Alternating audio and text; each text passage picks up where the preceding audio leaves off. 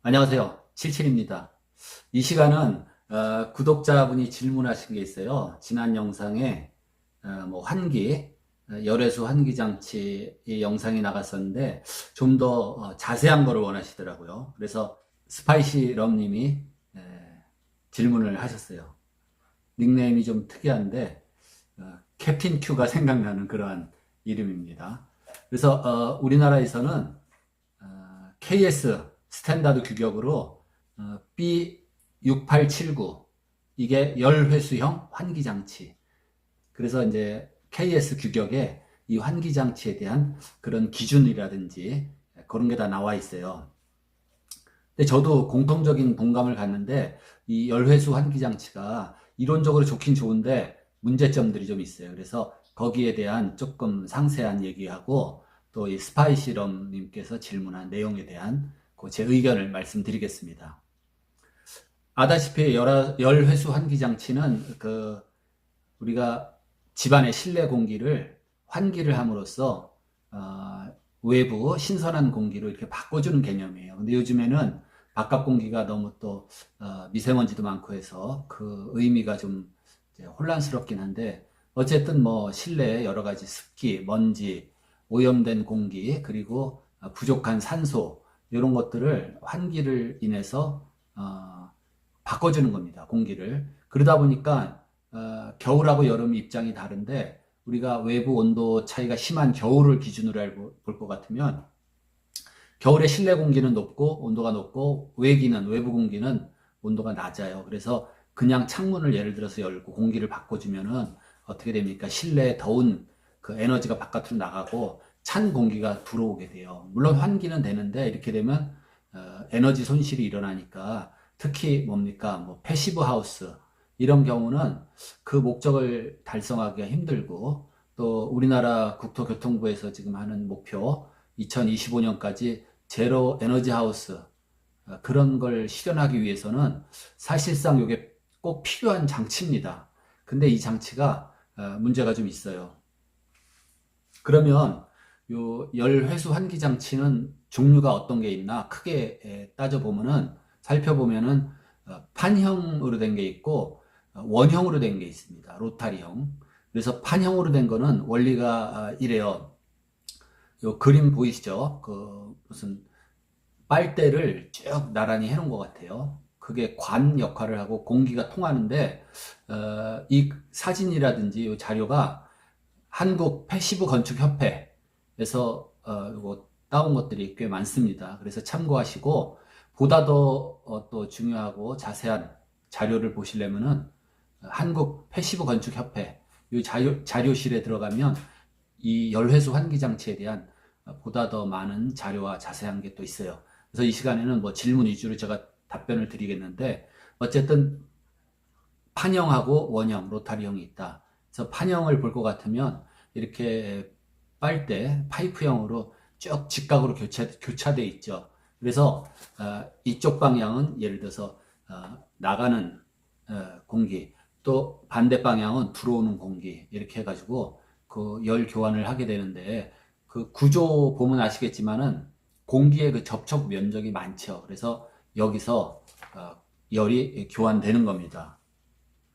그리고 원형은 이 회전하면서 열을 교환하는 거거든요. 근데 문제는 누기율이라고 누기율이 뭐냐면은 실내 공기가 나가고 바깥 신선 공기가 들어오는데 그 과정에서 실내 공기가 섞여서 다시 들어오는 거예요. 그 실내 공기가 이렇게 빠져나가는 거, 새는 거 이런 거를 누기율이다. 누기율 그 이제 퍼센테이지가 있는데 보통 뭐 한 3%, 이 로타리형 원형은 좀 퍼센테이지가 높아요. 그래서 한 8%뭐 이 정도 올라가기도 하고 KS에서 규정하는 거는 10% 미만의 누기율을 요구합니다. 그리고 원형은 또 다른 게 뭐냐면은 그 회전시키기 위해서 모터가 필요하고 또 모터가 회전을 하려면은 전력이 필요하고 그렇죠? 전기가 필요하고 또 동반되는 게 뭐예요? 소음이 있습니다. 그래서 우리 주택에서 열외수 환기 장치가 작동을 할 거 아니에요. 근데 우리가 잠들려고 하는 그 밤 시간에 작동을 할 것 같으면 이게 낮 시간에 소음이 주변에 소음이 많을 때 이 열애수 환기장치 소음이 나나 해서 들어봤을 때는 주변 소음하고 섞여서 잘 안 들립니다. 근데 밤에 고요할 때는 이게 수면을 방해할 수 있는 정도의 소음이 있을 가능성도 있다 하는 걸 좀 알아두시면 돼요.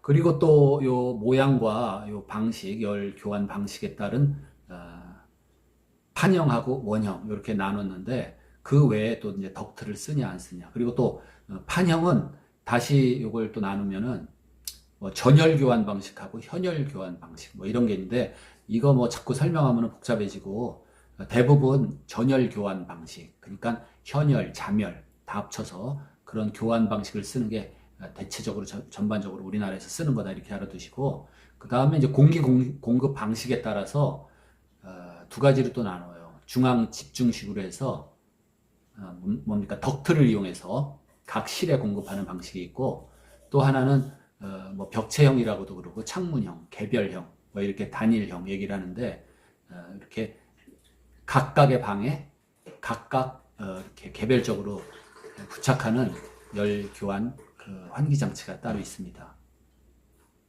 그래서 이 꼭 필요한 에너지 절감을 필요한 장치는 맞아요. 근데 여기에 문제점이 있는데, 거기에 대해서 이 질문하신 그 우리 구독자 스파이시럼님의 질문을 볼 것 같으면, 열 교환 장치에 대해서 좀 더 이제 심도 있는 영상이 있으면 좋겠다 하면서, 질문이 뭡니까?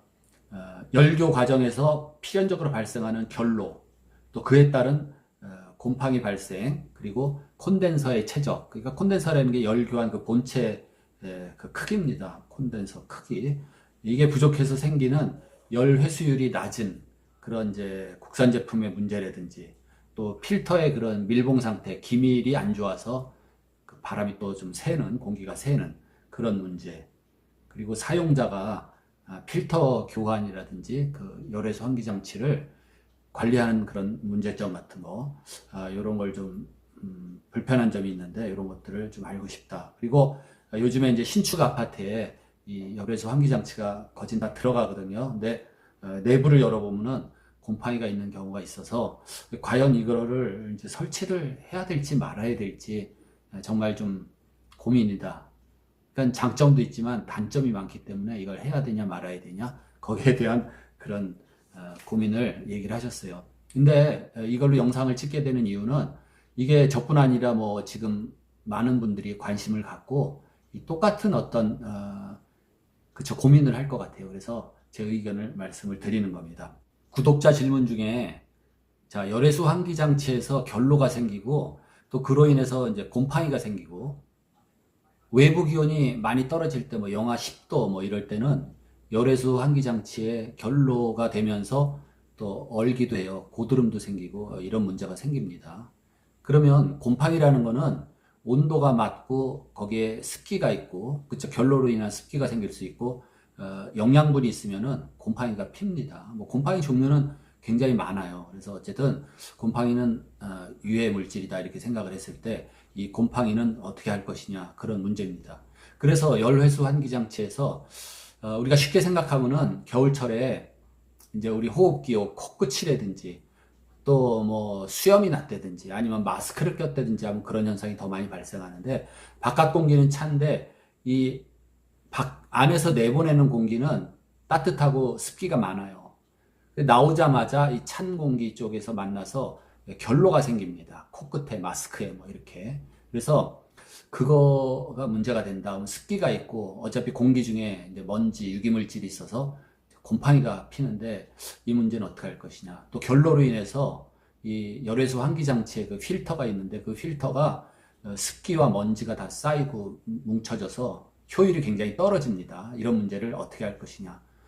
그래서 많은 연구를 하고 개발을 한 것이 이제 프리히터라고 해서 예열기를 거기다 답니다. 그래서 바깥에서 들어오는 공기가 너무 찬 거를 앞에서 예열을 해줘요. 그러니까 예열이라는 게 다른 거 없어요. 즉 전기를 이용해서 하는 방법이 하나 있고, 전기를 이용해서 하면은 우리가 뭡니까, 헤어드라이기 같이 그 열선을 집어넣어서 미리 공기를 좀 데펴주는 방식이 하나 있습니다.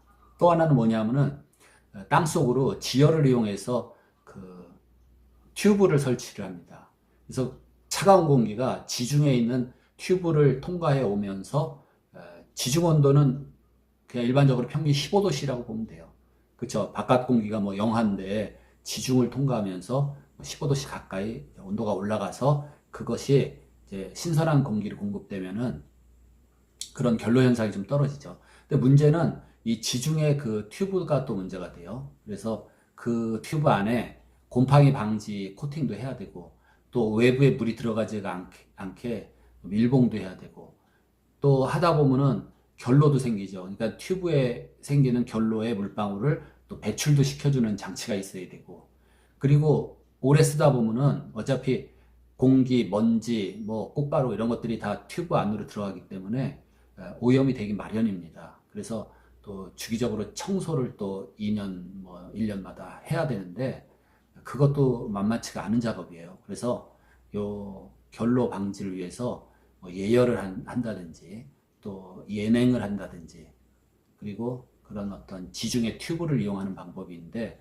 이것도 비용도 들고 또 각각의 문제를 또 안고 있다. 그래서 뭐 거기에 대한 특별한 이제 해결책이라는 거는 좀 어려워요. 근데 이제 그림에서 보듯이 우리가 잠깐 그 결로가 왜 생기는지 그 공기 중에 온도하고 그 수증기, 습도 관계를 조금 이해를 하고 넘어가는 게 좋아요. 그래서 제가 직접 그렸는데 이것도 시간 꽤 걸리더라고요. 그리는데 한번 보시죠. 이 사각형 박스인데 이거를 그냥 밀봉된 유리 박스라고 생각을 해보세요. 그래서 지금 요 공기 온도는 20도씨라고 그렇게 제가 써놨는데 빨강색으로 20도 기준이다. 그리고 이 통 크기가 지금 얼마냐면은 높이 1m에다가 깊이 1m인데 그 폭이 1m가 안 되죠. 83cm입니다. 0.83. 그러면 이 부피가 나왔죠. 부피가 0.83 입방메타예요. 네, 부피가. 근데 이 안에 최대한 수증기를 얼만큼 여기다 담을 수 있나 생각을 해보는 거예요. 그래서 실험을 해봤더니 온도에 따라서 그 담을 수 있는 수증기량이 다르더라 이겁니다. 그래서 그 옆에 써놨는데 지금 왜 하필 이 부피가 20도씨 공기 0.83 입방메타 요 한 대박 왜 하필 0.83이냐면은 이 무게가 이 공기 무게가 1kg입니다. 1kg. 예. 그래서 이 공기 중에 수증기의 양을 나타낼 때는 공기 건조한 공기 1kg당 그 안에 수증기가 몇 g 있나 이렇게 표시를 합니다. 그렇죠? 1kg당 공기 1kg당 몇 g. 그러니까 공기 1입방메타당 몇 g이 아니라 1kg당 그렇게 표시를 해요. 어쨌든 그렇게 아시고 요러한 대박 안에 자 공기를 수증기를 한번 넣어봤어요. 0도씨일 때 넣으니까 한 4g 정도 수증기가 거기에 있습니다. 근데 계속해서 수증기를 더 집어넣으면요 4g 말고 더 나머지는 전부 다 물방울로 맺혀서 결로가 되면서 흐르게 돼요. 그렇죠? 그래서 0도씨일 때는 한 4g 정도밖에 이 수증기라는 게 그 통 안에 박스 안에 이렇게 떠 있게 돼요. 10도씨로 올리면 조금 8g, 20도씨일 때 한 15g, 30도로 이렇게 온도가 올라가면은 그 수증기가 한 27g이나 그렇게 그 안에 이 통 안에 떠 있게 됩니다. 바꾸어 말하면 자, 이 실내에 습기가 많이 있어요. 근데 30도씨예요. 30도인데 밀봉된 상태에서 점점 온도가 내려가면은 30도일 때 27g이라는 수증기가 떠 있는데 이거를 10도씨로 온도를 낮추면은 8g만 남고 나머지 뭐예요? 19g이 물로 변합니다. 그게 결로가 되는 응축수라고 생각을 하시면 돼요. 조금 이해가 가시죠? 그래서 온도가 높을수록 수증기가 많이 떠 있을 수가 있다. 온도가 낮으면은 수증기가 더 많이 떠 있지 못하고 어디엔가 벽에 붙어서 결로가 생기는 겁니다. 그게 원리예요. 그래서 이 습기가 있는 공기하고 차가운 게 만나면 거기에 결로가 생기는 겁니다. 다시 말해서 지금 30도씨에 수증기를 꽉 채웠어요. 27g이 떠 있는데 그 내부에다가 예를 들어서 뭐 30도가 안 되는 20도, 10도짜리 이런 물체를 집어넣으면은 그 물체 표면에 수증기들이 달라붙어서 결로가 되는 겁니다. 이게 결로의 그 원인이 돼요. 그리고 그 표에서 1kg DA는 그 건조 공기, 드라이 에어의 약자인데, 거기서 보면 0도씨일 땐요, 0.77 입방메타. 그러니까는 다시 말해서 0도씨일 때는 요만큼이 1kg이에요. 0.77. 근데 30도씨일 때는 얼마예요? 이만큼 0.86 입방메타가 1kg입니다. 그래서 공기도 차가운 공기는 요만큼만 해도 1kg가 되는데 따뜻한 공기는 이만큼 돼야지 1kg예요. 그러다 보니까 뭐 저기압, 고기압 이런 현상이 나타나는 겁니다. 어쨌든 이 결론은 이 온도에 따라서 이렇게 다르다 생각을 하시면 되고, 지금 이 표에 나타난 거는 그 포화 수증기량이라 그래서 그 온도에 최대한 그 담을 수 있는 수증기량이고, 보통은 우리가 이제 상대 습도라 그러죠. 60%, 뭐 50% 이렇게 되는데, 그 포화 수증기 예를 들어서 10도일 때 8g이면 상대 습도 60%다 그러면 8 곱하기 0.6g은 어떻게 돼요? 68, 48. 그래서 4.8g. 상대 습도 60%다 그러면 이런 개념입니다. 어쨌든 그래서 결론은 이 습도하고의 관계이기 때문에 이거 참 막기가 힘들다. 그래서 막는 방법은 예열을 하든지 또 지중해 튜브를 이용해서 공기의 온도를 조금 바꿔주는 그런 방법이 있다.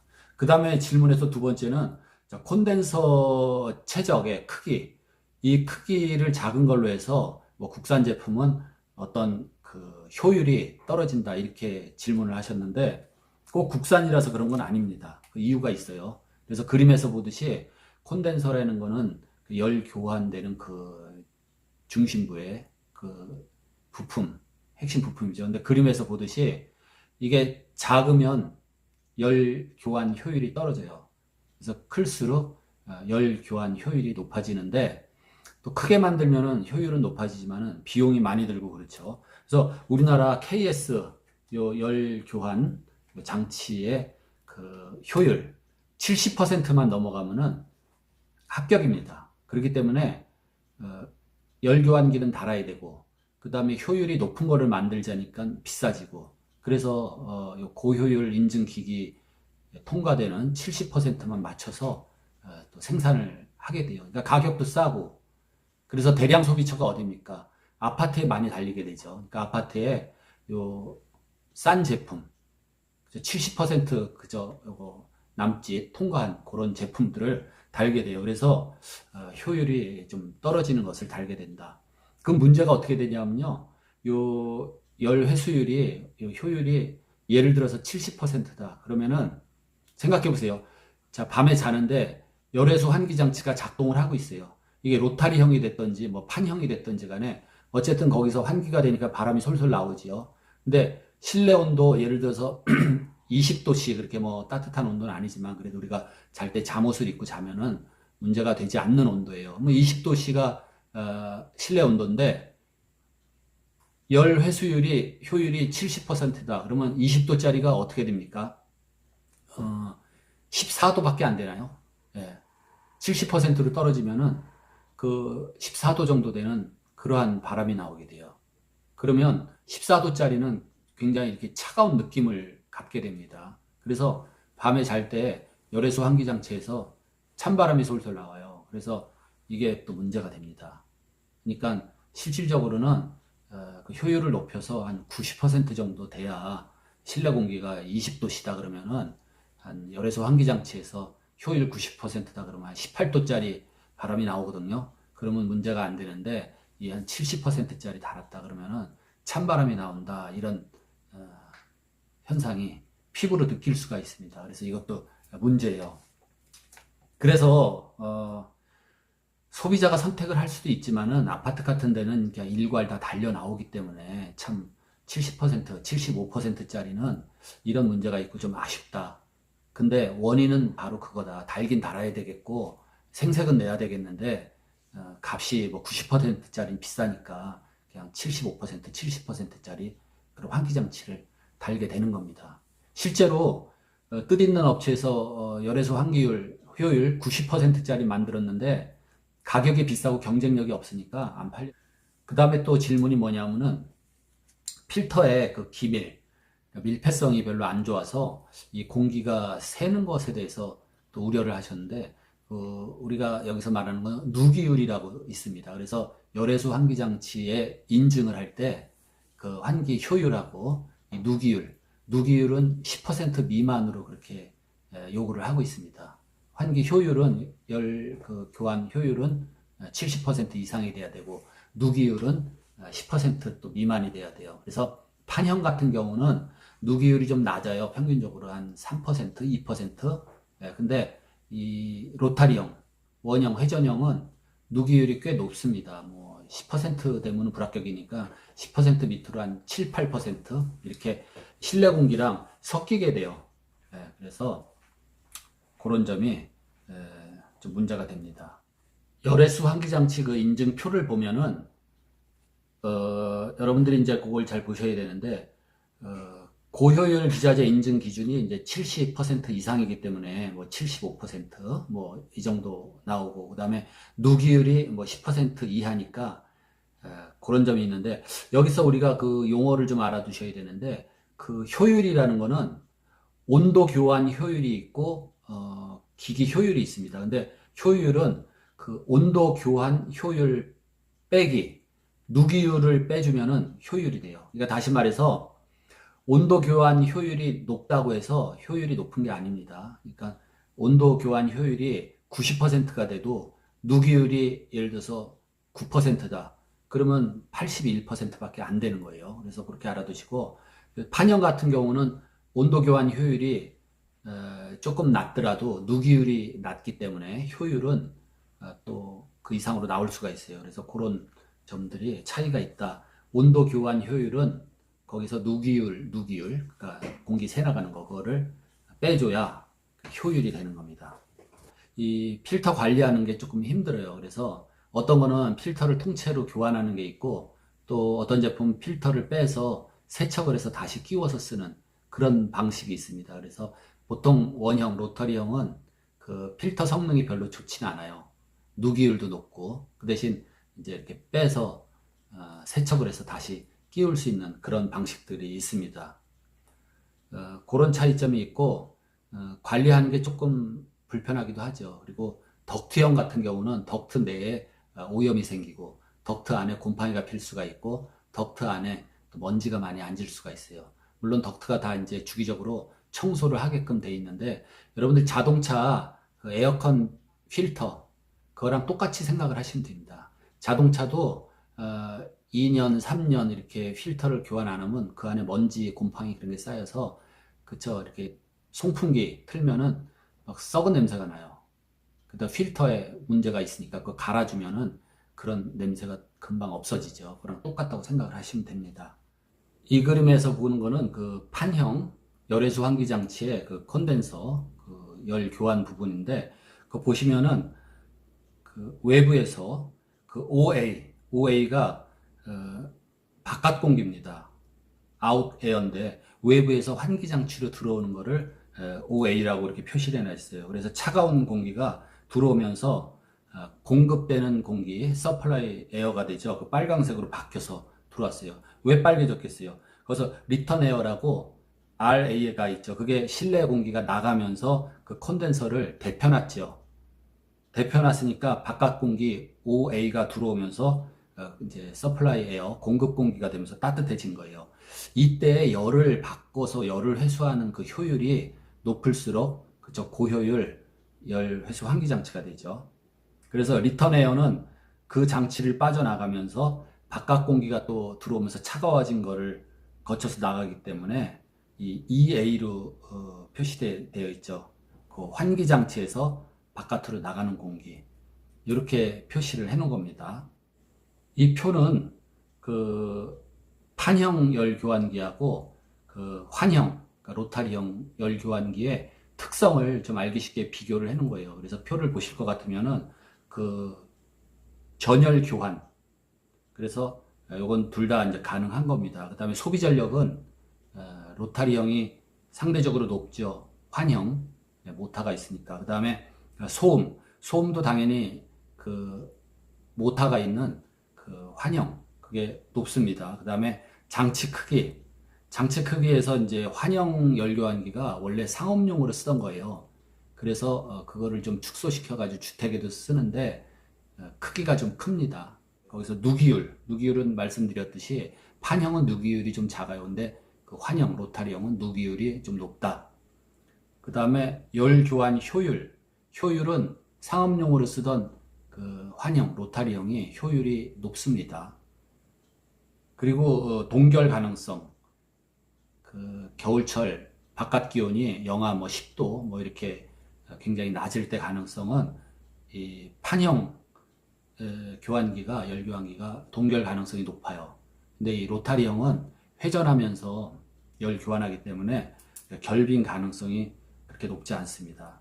그다음 맨 끝에 바이패스 기능이라는 건 뭐냐면은 그 콘덴서 거치지 않고 그냥 바깥 공기가 그냥 그 열교환 장치를 거치지 않고 이렇게 지나가게 하는 것을 바이패스라 그래요. 그럼 바이패스 시킬 수 있는 어떤 조건이 된다 그러면은 그 열교환 장치를 거치지 않고 하는 게 뭐 동력도 전기도 안 들어가고 그쵸 부담도 없고 그냥 바이패스라는 건 한마디로 창문 그냥 열어놓은 그런 상태예요. 이 기기를 통과하지 않고 환기시키는 그겁니다. 그래서 간단히 이렇게 비교를 좀 해봤어요. 표를 통해서. 되냐? 거기에 대해서는 좀 더 생각을 해봐야 돼요. 근데 나는 이런저런 조건 하나도 없이 무조건 집에서 쓰는 에너지를 절감하고 그게 목적이다. 패시브 하우스가 목적이다. 제로 에너지 하우스가 목적이다. 이런 분들은 돈에 관계없이 그냥 하시면 되지만 그래도 비용이 들어가니까 그걸 좀 비교를 해볼 필요가 있습니다.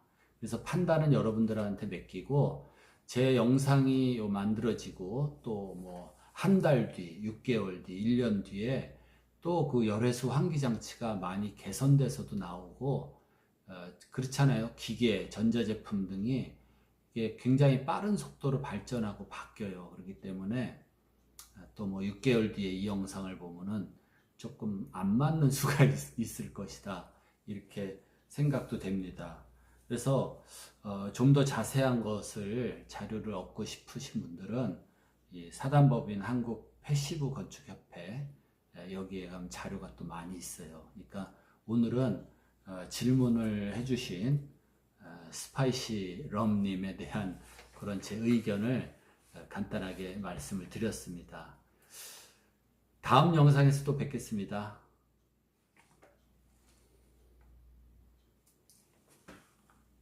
그리고 오늘 영상 말고 요 관련된 영상은 그 지금 환기라고 되어 있어서 열외수 환기에 대한 그 지난 동영상이 있고 또 환기는 열 손실인가 해가지고 구독자 질문이 있었던 요 동영상도 한번 참고하시기 바랍니다.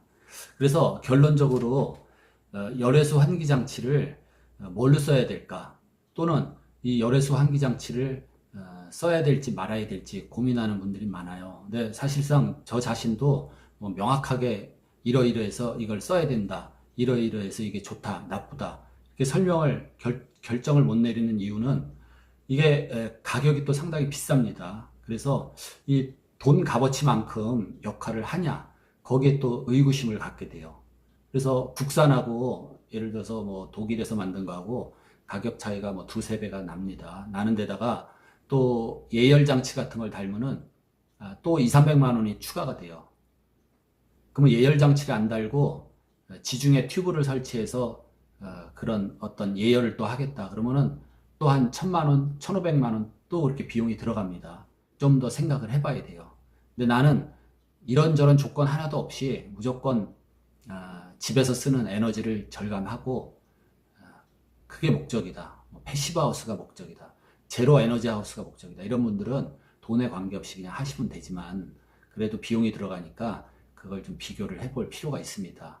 그래서 판단은 여러분들한테 맡기고 제 영상이 만들어지고 또 뭐 한 달 뒤, 6개월 뒤, 1년 뒤에 또 그 열외수 환기 장치가 많이 개선돼서도 나오고 그렇잖아요. 기계, 전자제품 등이 이게 굉장히 빠른 속도로 발전하고 바뀌어요. 그렇기 때문에 또 뭐 6개월 뒤에 이 영상을 보면은 조금 안 맞는 수가 있을 것이다. 이렇게 생각도 됩니다. 그래서 좀 더 자세한 것을 자료를 얻고 싶으신 분들은 이 사단법인 한국 패시브 건축협회 여기에 가면 자료가 또 많이 있어요. 그러니까 오늘은 질문을 해주신 스파이시 럼님에 대한 그런 제 의견을 간단하게 말씀을 드렸습니다. 다음 영상에서도 뵙겠습니다.